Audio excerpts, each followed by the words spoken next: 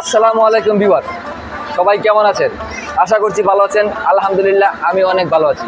রাজ ভাই creative YouTube channel থেকে আমি চলে আসলাম সাইদুল ইসলাম রাজ। আপনাদের নতুন একটি ব্লগ ভিডিওতে স্বাগত। আজকের ব্লগ ভিডিওটা ধামাকা হতে যাচ্ছে। আজকের ব্লগ ভিডিওটা হচ্ছে শ্রীমঙ্গল নিয়ে। আমরা আছি এখন বর্তমানে কমলাপুর রেল স্টেশন। এখান থেকে আমরা রাত 10টায় ট্রেন ছাড়বে, আর 20 মিনিট পর আমরা এখন রেলের সাথে আছি। তো ইনশাল্লাহ এই ভিডিওতে আপনাদেরকে আমি সম্পূর্ণ খরচ এবং যাওয়া আসা কীভাবে করবেন আমি আপনাদেরকে ঘুরে ঘুরে দেখাবো। ভিডিওটা অনেক লম্বা হবে, তো আপনারা সম্পূর্ণ না টেনে দেখবেন। আমরা 5 জন রওনা দিলাম শ্রীমঙ্গলের উদ্দেশ্যে। আমার সাথে আছে হৃদয় ভাই, তারপরে আছে জহির আঙ্কেল, মিজান ভাই, নাহিদ ভাই এবং আমি। কিছুক্ষণের মধ্যেই আমাদের ট্রেন ছেড়ে দেবে শ্রীমঙ্গলের উদ্দেশ্যে, তাই ট্রেনে উঠে পড়লাম। বাকি কথা হচ্ছে ওইখানে গিয়ে। এই হচ্ছে শ্রীমঙ্গল রেলওয়ে স্টেশন। তো আমরা ফজরের নামাজ পড়েই এখান থেকে রওনা হয়ে গেলাম। আর অবশ্যই গাড়ি আগে আপনারা রিজার্ভ করে রাখবেন।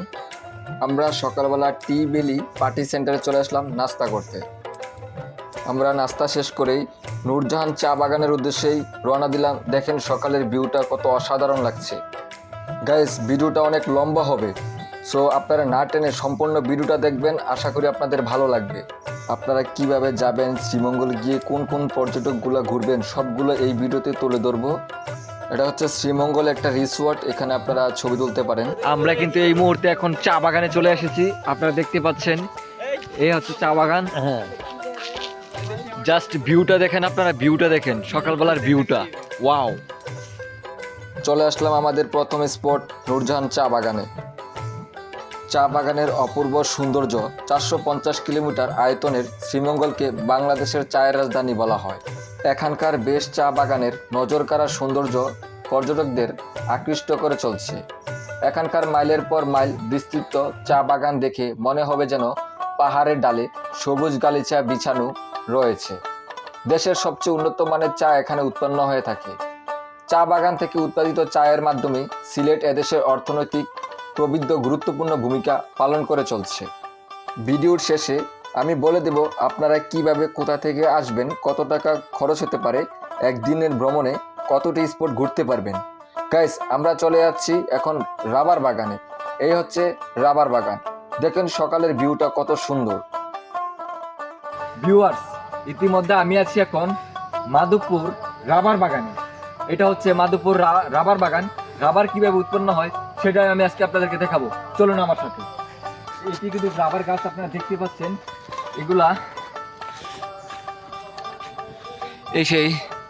এগুলো হচ্ছে রাবারগুলা। এগুলো তারা কালেকশন করে রাবার তৈরি করে। গাইস, দেশের সবচেয়ে উন্নত মানের রাবার কিন্তু এই সিলেট অঞ্চলেই হয়ে থাকে। সিলেট হচ্ছে আমার একটা ফেভারিট জায়গা। এর আগেও আমি 4 বার গিয়েছি সিলেট অঞ্চলে। ভিউয়ার্স, এই মুহূর্তে আমি চলে আসলাম মাধবপুর চা বাগানে। এই চা বিদেশে রপ্তানি করে বাংলাদেশে আয় করছে বিপুল পরিমাণ বৈদেশিক মুদ্রা। সুরমা অববাহিকা তথা সিলেটের আশেপাশে সব এলাকায় চা বাগানে আবৃত, আর এই কারণেই চা বাংলাদেশের অন্যতম জাতীয় সম্পদ। ভিউয়ার্স, ইতিমধ্যে আমি আছি এখন মাধবপুর চা বাগানে। জাস্ট আপনারা এখান থেকে ভিউটা দেখেন।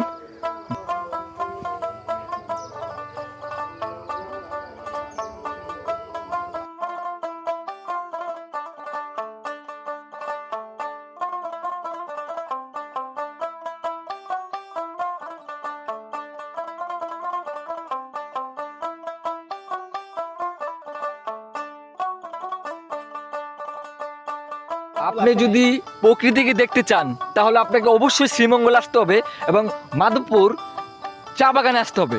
এই যে দেখুন, প্রকৃতিকে আমি খুব কাছ থেকে দেখতে পাচ্ছি, ছুঁতে পারছি, আমার মনে হচ্ছে খুব অনুভব করতে পারছি মন থেকে। সত্যি বলছি গাইস, আপনারা যদি অবশ্যই প্রকৃতি প্রেমিক হয়ে থাকেন তাহলে অবশ্যই বলবো আপনারা শ্রীমঙ্গল আসবেন।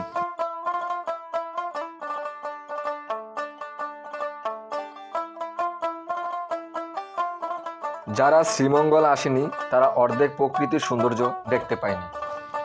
Just amazing, just wow, looking like wow. রাস্তাগুলো জুস।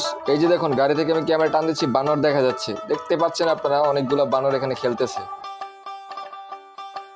ভিউয়ার্স, আপনারা শুধু রাস্তার ভিউটা দেখেন আর এনজয় করতে থাকেন। আমরা এখন চলে যাব মাধবপুর লেকে। আমরা চলে আসলাম মাধবপুর লেকের গাড়ি পার্কিং এর জায়গায়। আমরা এখান থেকে এখন লেকের দিকে যাব। তাহলে চলুন, লেটস গো। আমরা চলে আসলাম লেকে। মাধবপুর লেকের মূল আকর্ষণ হলো লেক। স্বচ্ছতোয়া জলে পরিপূর্ণ 3 কিলোমিটার দৈর্ঘ্য ও 50 থেকে 300 মিটার প্রস্তরে এই লেকের চমৎকার ল্যান্ডস্কেপ, ঘিরে থাকা পাহাড় যেন শিল্পীর তুলিতে আঁকা ছবির মতো সুন্দর মনে হয়। সৌন্দর্যকে আরও মোহনীয় করে তোলে লেকের স্বচ্ছ ঝলমলে পানিতে লাল নীল শাপলা দেখে এই সৌন্দর্যকে অপার্থিব বলে মনে হবে। এইখানে বিভিন্ন ধরনের পাখির দেখা মিলে। স্বচ্ছ জলে দেখা যায় বিভিন্ন জাতের সরালি পানকৌড়ি। চলুন আমরা এবার পাহাড়ের দিকে যাই। মাধবপুর লেকে উঁচু নিচু টিলা পাহাড়ের মধ্যে চা বাগানের সারি। মাধবপুর লেকটি যেন প্রকৃতির নিজ হাতে অঙ্কিত মায়াবী দৃশ্য। মাধবপুর লেকের সবচেয়ে আকর্ষণীয় অংশটা হলো লাল ও নীল পদ্মা এবং স্বচ্ছতোয়া জল। মাধবপুর লেকের সৌন্দর্যকে আরও মোহনীয় করে তুলে ঘিরে থাকা পাহাড়গুলোর উপরে সারি সারি সবুজ চা বাগান। আর এই মোহনীয়তাকে শীতের অতিথি পাখি যেন পূর্ণতা এনে দেয়। এক কথায় মনমুগ্ধকর। সুনীল আকাশ আর সবুজ পাহাড় শিল্পীর তুলিতে আঁকা ছবির মতো দৃশ্য আকর্ষণ করে নিয়ে যাবে আপনাকে ভিন্ন জগতে। আমি জানি না আপনাদেরকে ক্যামেরায় কতটুকু দেখাতে পারতেছি, কিন্তু আপনারা এই জায়গায় না আসলে, স্বচ্ছকে না দেখলে আপনারা এই প্রকৃতিকে অনুভব করতে পারবেন না। যদি আপনি প্রকৃতিকে অনুভব করতে চান তাহলে বলবো, লাঠি দিয়ে বরকরার হাঁটার আগেই আপনারা পাহাড়ে ঘুরে আসুন। আমি বলবো অভাব থাকতেই ভ্রমণ করুন, কারণ টাকা হইলে সময় পাইবেন না। মাধবপুর লেকটি কমলগঞ্জ উপজেলার মাধবপুর ইউনিয়নে পাত্রখোলা চা বাগানে লেকটির অবস্থান। এটি মৌলভীবাজার শহর থেকে 40 কিলোমিটার দক্ষিণে ও শ্রীমঙ্গল থেকে 10 কিলোমিটার পূর্বে অবস্থিত। চারিদিকে পাহাড়, পাহাড়ে চা বাগান, তার মাঝে এমন সুন্দর একটি লেক। বাইরে থেকে দেখলে বোঝা যায় না এখানে এমন একটি চমৎকার জলের উৎস রয়েছে। এখানে টিলার উপরে আছে খড়ের তৈরি তাঁবু। এখানে বসে শীতের সময় অতিথি পাখির মেলা। ছোট পাহাড়গুলিতেও বেড়াতে ভালো লাগছে। লেককে ঘিরে থাকা চা বাগান আরও সৌন্দর্য ফুটে তুলেছে। পাহাড়ে অচেনা গাছের ঝোপে নানান রঙের বনফুল, ঝাঁকে ঝাঁকে দেখা মিলে বাট ফুলের সবুজে শ্যামল ঘেরা পরিবেশ মনে এনে দেবে আপনার শান্তি। ভালোবেসে ফেলবে নিশ্চিত, আবারও যেতে ইচ্ছে করবে। মাধবপুর লেকে জলমলে পানি ছায়া, সুনিবিড় পরিবেশ, শাপলা শালুকের উপস্থিতি মনমুগ্ধকর অনুভূতি জন্মায়। গাইস, আমরা এখন চলে যাব লাউয়াছড়া জাতীয় উদ্যানে। আমরা চলে আসলাম লাউয়াছড়া জাতীয় উদ্যানের গেটের সামনে। লাউয়াছড়া জাতীয় উদ্যানের টিকিট হচ্ছে জনপ্রতি 115 টাকা করে। এখান থেকে আপনারা বাসা বাড়ির জন্য নিয়ে যেতে পারবেন।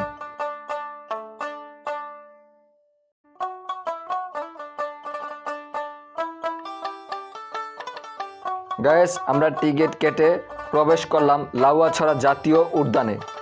আপনারা আমার সাথে থাকুন আর দেখতে থাকুন। এই জায়গায় শুধু জঙ্গল আর জঙ্গল। জানি না কতটুকু আমাদের ক্যামেরা আসছে, এখানে পুরোটাই শুধু জঙ্গল আর জঙ্গল। তবে এটা একটা শ্রীমঙ্গলের প্রাণকেন্দ্র বলা হয়। আমি আগে শুনেছিলাম এখানে অনেক ফরেনার আসে, তবে আমি নিজের চোখে আজকে দেখলাম এখানে অনেক ফরেনার আসে বিভিন্ন দেশ থেকে। তবে এখানে অনেক কানাডা থেকে এসেছেন এবং লন্ডন থেকে, অস্ট্রেলিয়া থেকে। তারা পাখির উপর রিসার্চ করতে এসেছেন। তারা সবাই ফটোগ্রাফি করে।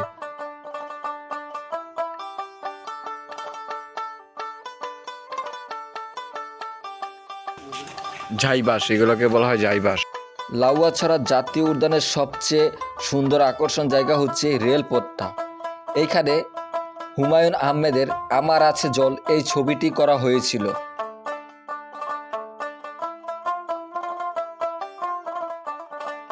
এই রেলপথটি তৈরি হয়েছিল 1959 সালে। শুধুমাত্র বেশিরভাগ আকর্ষণই থাকে মানুষের এই রেলপথটা। এই রেলপথেই সৌন্দর্য ফুটে ওঠে। এখানে উঁচু নিচু পাহাড়ের গায়ে সারি বেঁধে দাঁড়িয়ে আছে হাজার হাজার প্রজাতির লাখ লাখ বৃক্ষ। ন্যাশনাল পার্কে প্রবেশ করা মাত্রই আপনি দেখবেন চারিদিকে হালকা অন্ধকার, রাস্তার দুপাশে বৃক্ষগুলো দিকবারে আলোক রোশনি আটকে রেখেছে। গাইস, লাউয়াছড়ার ভিতর দিয়ে আমরা এখন চলে যাব পানপুঞ্জি, যেটাকে বলা হয় খাসিয়াপল্লী। গাইস, আমরা চলে আসলাম পানপুঞ্জি গ্রামে। আপনারা দেখুন প্রজাপতি কিভাবে ফুলের সুবাস আহরণ করছে। শ্রীমঙ্গল উপজেলার বিভিন্ন দিকে ছড়িয়ে ছিটিয়ে আছে খাসিয়া পানের পুঞ্জি ও বাংলা পানের বরজ।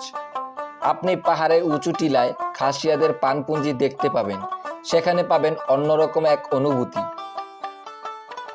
টিলার পর টিলা সুচ্চ গাছগুলো সবুজে পান পাতার জামা পরে আছে। মনে হবে এ যেন আজগুবি কাণ্ড। না, এটা এমন কিছু না। আপনি খাসিয়াপুঞ্জি যা দেখতে গিয়েছেন সেই খাসিয়া পান, আর এটা হচ্ছে সেই খাসিয়াদের গ্রাম। এখানে এসে অনেক কষ্ট হয়েছে, কারণ হাঁটতে হয় একটু বেশি, তবে জায়গাগুলো খুব সুন্দর লাগে। এত উঁচুতে গ্রাম। এই গ্রামের ঘরের সামনে খুব সুন্দর সুন্দর ফুলের গাছ আছে, খুবই সুন্দর লাগে দেখতে। এবং এখানে পানের বরজ এবং একটি দোকান আছে।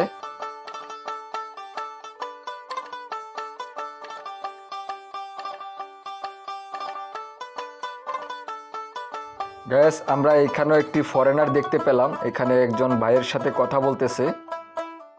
তারা কিন্তু বাংলা ভাষা বোঝে না, গাইডলাইন নিয়ে আসে। যে তারা এইমাত্র এখন পান সংগ্রহ করেছে। এখান থেকে আপনারা চাইলে বাসার জন্য পানও নিয়ে নিতে পারেন। একদম অরিজিনাল খাঁটি পান, খাসিয়াপুঞ্জির সেই বিখ্যাত পান। খাসিয়াপুঞ্জি থেকে আমরা চলে যাচ্ছি এমআর খান চা বাগানে, দার্জিলিং টিলা।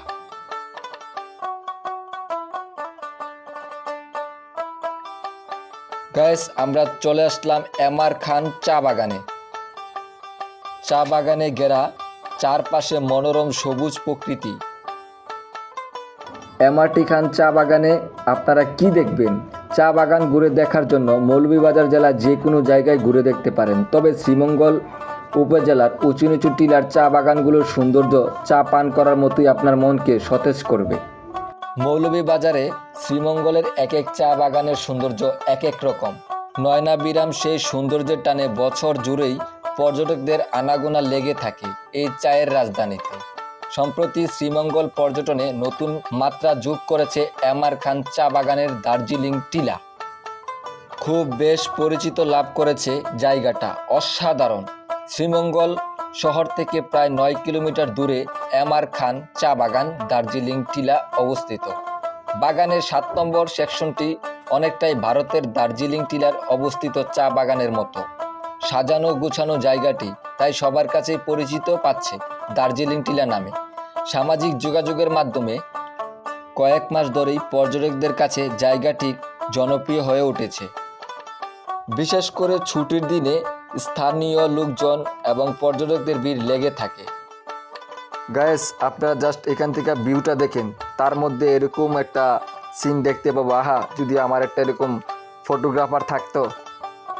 আফসোস, আমার এরকম একটা ফটোগ্রাফার নাই, তাই নিজে নিজেই ছবি তুলতেছি। যাই হোক, হবে কোনো একদিন ইনশাল্লাহ।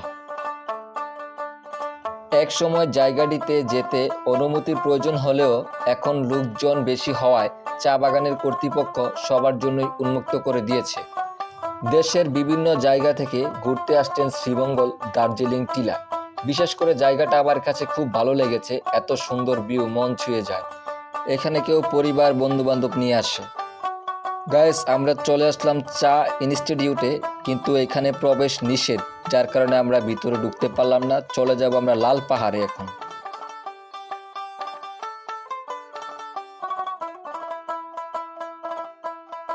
হ্যাঁ ভিউয়ার্স, ইতিমধ্যে আছি আমি এখন লাল পাহাড়ে যাচ্ছি। এটা হচ্ছে লাল পাহাড়ের চা বাগান। দেখেন, অনেকে কিন্তু চা কাটতেছে। লাল পাহাড়ে যাওয়ার পথে দুই পাশে সারি সারি চায়ের বাগান, সবুজে গালিচা বিছানো। টিলার মাঝখানে দিয়ে চলে গেছে পিচ ডালা কালো সরু পথ। সেই পথে ছুটেছে চা বাগানের ছোট ছোট যান।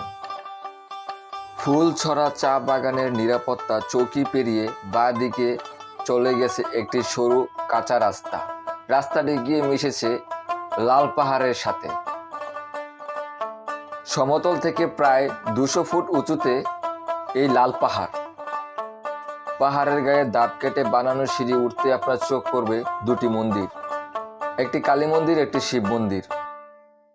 লাল পাহাড়ের শিব মন্দিরটা সবচেয়ে আকর্ষণীয়। এটাই হচ্ছে সেই লাল পাহাড়, যেটার জন্য আমরা অনেক কষ্টের পর পৌঁছাতে পেরেছি। এদিকে আরও আছে, জাস্ট এখান থেকে ভিউটাও অসাম।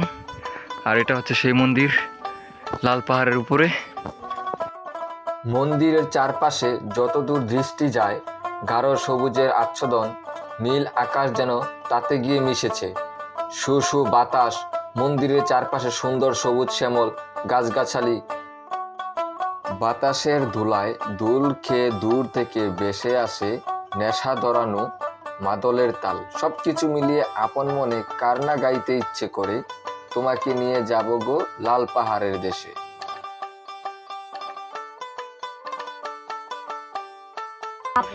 7 টাকা। আচ্ছা, কেমন লাভ হয়? কেমন লাভ হয় সিজন হইলে? সিজনের না? এটা সিজনটা কোন মাসে হয়? এখন শেষ হয়, এখন শেষের পথে চলে। শেষের পথে না? আচ্ছা যে সময় আমরা এইদিকে পাতা তোলা শেষ করে বাজার কাজ করবো, আচ্ছা ওই সময় 180 টাকা হাজিরি। আচ্ছা আচ্ছা, 180 টাকা দৈনিক? হ্যাঁ। আচ্ছা আচ্ছা, আপনাদের পোষায় তো? পুষাইলে আর না পুষাইলে কি করবো, কমে বেশি চলিয়া যাইতেছি। এইখান থেকে বাচ্চা কাচ্চাকে লেখাপড়া শিখায়, এখান থেকে আচ্ছা, আচ্ছা। সমিতি বাড়ি আনলে সমিতি বাড়ি দেওয়া হয়, এখান থেকে খায়া চলি। চা বাগানগুলোতে মহিলা আদিবাসী শ্রমিকদের কদর বেশি, কারণ গাছ থেকে চা পাতা তোলার কাজটি পুরুষের চেয়ে মহিলারাই ভালো পারেন। আমরা এখন চলে আসলাম সেই বিখ্যাত আদি নীলকণ্ঠ কেবিনে। এখানে আপনারা 7 রঙের চা খেতে পারবেন এবং কেনাকাটা করলে আপনারা এখান থেকে নিতে পারবেন। এখানে বেশিরভাগই মহিলাদের জিনিসপত্র, শাড়ি, 3 পিস, শাল। কিভাবে শ্রীমঙ্গল যাবেন? কমলাপুর রেলওয়ে স্টেশন থেকে 275 টাকা টিকিট কেটে আপনি ট্রেনে করে চলে যান শ্রীমঙ্গল রেলওয়ে স্টেশন। ওইখানে গেলে চাঁদের গাড়ি এবং সিএনজি অনেক কিছুই পাবেন। ওইখানে সারাদিনের জন্য আপনি রিজার্ভ করে নেবেন, তবে রিজার্ভ করার আগে দরদাম করে ঠিক করে নেবেন, কারণ পরে সমস্যা হতে পারে। বা আপনারা চাইলে, আমরা যে সিএনজিটা নিয়েছি সেটা নাম্বার দিয়ে দিচ্ছি, আপনারা চাইলে কথা বলেও যেতে পারেন। সিএনজির ভাড়া আমরা দিয়েছিলাম 1400 টাকা এবং চাঁদের গাড়ি আপনারা 2500 থেকে 3000 টাকা হলে নিতে পারবেন। এটা হচ্ছে বদ্ধভূমি 71, এটা আমাদের শ্রীমঙ্গল রেলওয়ে স্টেশনের পাশেই। তো ভালো থাকুন, সুস্থ থাকুন, আবারও দেখা হবে নতুন কোনো ব্লগ ভিডিওতে। যারা আমার চ্যানেলটি সাবস্ক্রাইব করেন নাই, অবশ্যই চ্যানেলটি সাবস্ক্রাইব করবেন। ভালো লাগলে লাইক কমেন্ট করে পাশে থাকবেন। ধন্যবাদ।